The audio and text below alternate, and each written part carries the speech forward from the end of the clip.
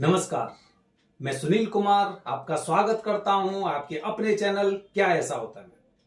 दोस्तों, हमारे समाज में एक बहुत बड़ी चीज है कि हम ऊपरी वादा पर विश्वास करते हैं। यहां तक कि हमने काफी न्यूज चैनल पे भी देखा है, न्यूज चैनल वाले भी दिखाते हैं ये वाला हॉन्टेड प्लेस है।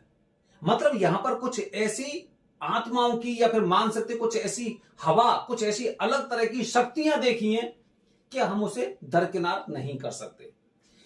ऐसी चीजें हमने देखी है। अगर हम मेहंदीपुर बालाजी जाते हैं तो मेहंदीपुर बालाजी में आप देखेंगे वहां पे भी आप ऊपरी बाधा से ग्रसित लोगों को देखेंगे कि किस तरह से ऊपरी बाधा इन लोगों को तंग करती है। लेकिन जब हमारे ऊपर ऐसी समस्या आती है तो हम कुछ ऐसी गलती कर देते हैं जो हमें जीवन भर तक, बल्कि आने वाली जो हमारी पीढ़ियां होती हैं उनको भी खतरे की घंटी बज जाती है। आप खुद सोचिए, जब आपके आसपास या आपके परिवार में से किसी को ऊपरी बाधा है तो सबसे पहले क्या करते हैं? सबसे पहले आप ये करेंगे, ज्यादा से ज्यादा हनुमान जी का चंदन लगाएंगे। आप अगर किसी देवी देवता को मानते होंगे, देवी देवता को, जैसे शेरावाली माता हो गई, भगवान शिव जी हो गए, इनकी कुछ आपके पास विभूति रखी होगी, उसका उपयोग करेंगे। या फिर आपके घर में कहीं पे गंगा जल रखा होगा, उसके आप छींटे वगैरह मार के उससे मुक्ति पाने की कोशिश करेंगे।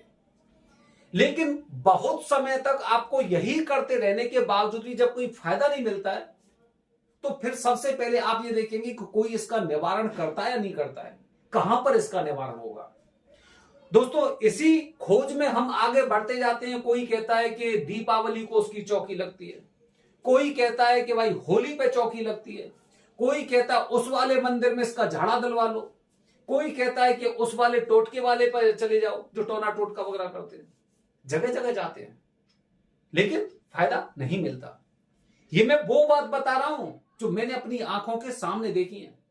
अपनी आंखों के सामने ऐसी स्थिति देखी है, जब किसी इंसान पर ऊपरी बाधा होती है ना तो उसके परिवार के लोगों की सोच क्या तब होती है, कहां होती है।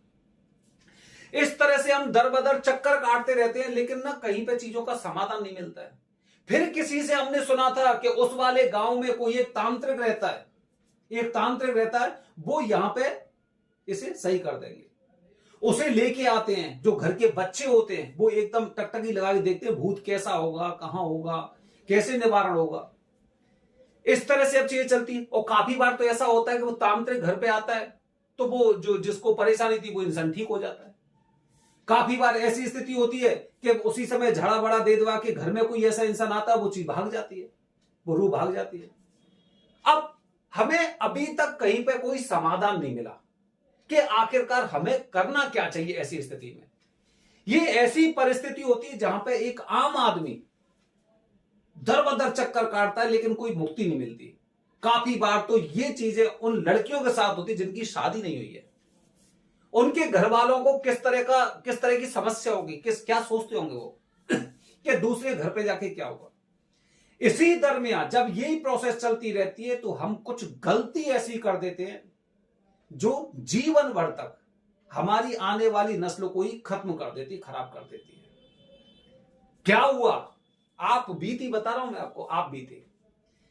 जब ऐसी स्थिति हुई तो उस घर के लोग उसे सबसे पहले कहां ले गए, किसी एक मुस्लिम की दरगाह पर लेके गए। और यही हम सुनते हैं, आप भी देखना अपने आसपास, कहां पे वो मुसलमान, वहां पे बहुत बड़ा तांत्रिक है, बहुत बड़ा तांत्रिक है। वो मुसलमान है, वो बहुत बड़ा तांत्रिक है, उसकी दरगाह पर जाइए, वहां पे जाके उनको कुछ ताबीज वगैरह हाथ वगैरह में बांध बूंद दिया, कुछ बता दिया, ये करिए। पता नहीं कोई फायदा मिला नहीं मिला, लेकिन वही जीरो। इसके पश्चात द्वारा किसी के पास गए, उसने बताया यहां पे ये है ना, यहां पर दीपक जलाइए हर गुरुवार को। कहां पर, किसी मुस्लिम की दरगाह होगी, कोई ऐसी जगह होगी, ऐसी जगह जलाइए। वो भी कार्य किया, हाथ में गंदा बंधवा लिया, गुरुवार को वहां पे जाने लग गए। क्या किया हमने अपने कर्मों को खराब कर लिया, अपने कर्मों को।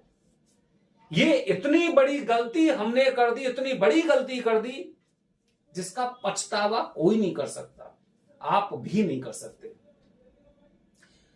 आप खुद सोचिए, अगर आपके ऊपर कोई समस्या है आप सबसे पहले किसे, एक छोटा से बच्चे से सोचिए। छोटे बच्चे को चाहे वो डर लग रहा है, भूख लग रही है, या फिर उसे टॉयलेट जाना है, कहीं पे जाना, सबसे पहले अपनी माता को पुकारता है। जिस समय जिस शिद्दत से वो आवाज देगा, उसी शिद्दत से उसकी माता उसके पास तक आती है। हमने क्या किया, हम तो अपने माता को भी भूल गए, अपने पिता को भी भूल गए। हम जीवन भर से जो पाठ पूजा करते रहते हम उसे भूल गए, क्योंकि पूजा तो ठीक से करेंगे। अगर आने वाली वीडियो बताऊंगा आपको पूजा कैसे की जाती है।